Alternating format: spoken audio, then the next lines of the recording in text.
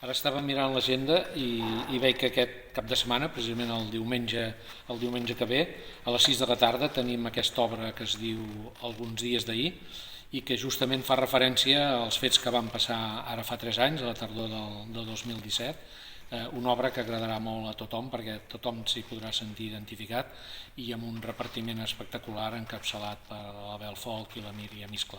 Això passarà aquest diumenge que ve a les 6 de la tarda aquí a la sala gran del Teatre Cursal amb totes les mesures de seguretat que fan falta.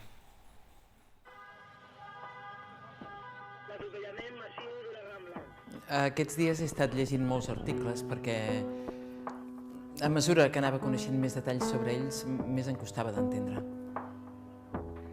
Entendre per què havien fet el que havien fet.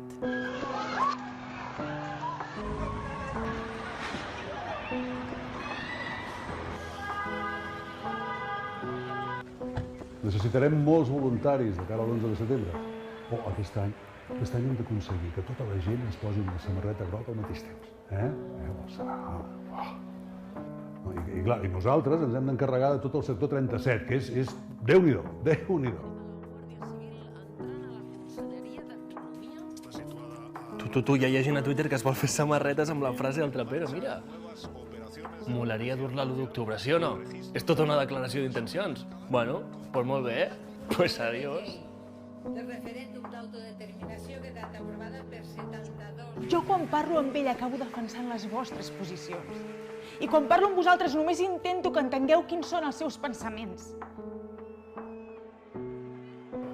El papa i jo estem igual. Ara manis, ara concentracions a l'Ajuntament, ara empaparar carrers, reunions de l'ANC...